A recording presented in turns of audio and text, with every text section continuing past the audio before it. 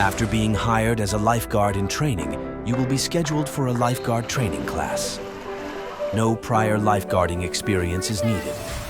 A positive can-do attitude, a desire to learn, and a swimsuit is all you need to get started. The lifeguard class consists of 3 8-hour days of paid training. The first day of lifeguard training consists of classroom-style learning. After getting to know a bit about your teammates, the instructors will teach you the responsibilities of a lifeguard and the out-of-water skills needed to save someone's life.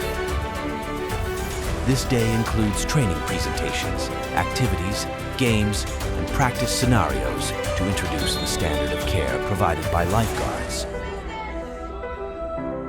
Be bold, be elite. Be